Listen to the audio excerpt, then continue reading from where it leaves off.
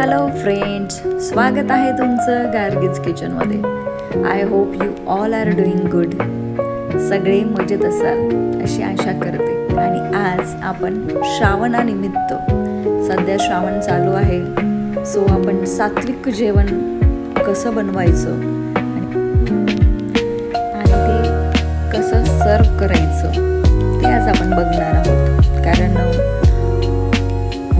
सात्विक जेवण म्हणजे नक्की काय, तर शुद्ध, ताजं आणि हलकं जेवण जे आपल्या शरीराला शांती आणि ऊर्जा देतं, बरोबर का नाही? तर आज मी इथे लाल माठाची भाजी केलेली आहे, जी की अतिशय पौष्टिक अशी आहे। कमी तेलामध्ये, कमी मसाले वापरून अगदी सोपी अशी भाजी, कांदा आणि लसूण टाकून मी भाजीला परतून घेतलेला आहे। इथे उडदाची डाळ बनवलेली आहे। मला उडदाची जी डाळ आहे ती प्रचंड आवडते आणि त्यासोबतच काकडी आणि बीट कंपल्सरी आहेत। आणि गोड काहीतरी पाहिजे म्हणून श्रीखंड बनवलेला आहे आणि टम्म फुगलेल्या चपात्या, ज्याला तूप लावलेलं आहे।